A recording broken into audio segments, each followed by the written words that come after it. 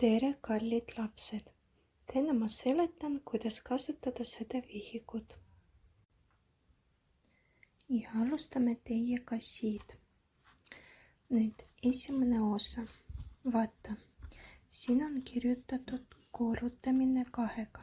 Näiteks 5 korda 2, 6 korda 2, 7 korda 2. Et kõik võimalikud variandid. Kui me teeme lahti, näiteks 5 korda 2, me teeme lahti ja siin sa näed, et 5 korda 2 tähendab, et sa 5 korda liidad 2. 2 pluss 2 pluss 2 pluss 2 pluss 2. Ja siis ongi vastus.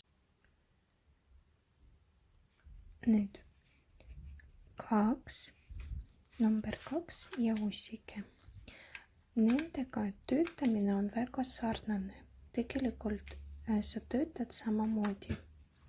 No alustame siin number 2.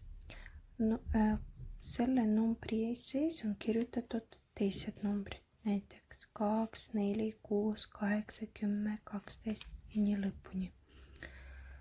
Siin sa võid kontrollida ennast. Need on nagu vastused. 2 korda 1 on 2. Siis võtad edasi 2 korda 2 on 4. 2 korda 3 on 6. 2 korda 4 on 8. 2 korda 5 on 10. 2 korda 6 on 12. 2 korda 7 on 14. 2 korda 8 on 16. 2 korda 9 on 18. 2 korda 10 on 20. Ehk siis siin on kirjutatud vastused, sa lihtsalt õpid korrutustabelit niimoodi.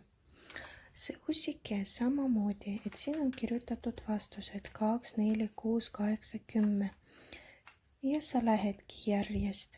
2 korda 1 on 2, 2 korda 2 on 4, 2 korda 3 on 6, 2 korda 4 on 8 ja niimoodi lõpuni. Sa kasutad kas seda numbri või sa kasutad usikest. Viimane on meie ring. Siin sa võid juba kontrollida, kuidas korrutustabel, korrutamine 2-ga on sul peas. Sa teed 2 korda 7. Esialgu mõtled, kui palju see on. 2 korda 7 on 14. Siis teed lahti ja kontrollid. 14 ja ongi õige vastus. Oled tubli. Edasi. 2 korda 4.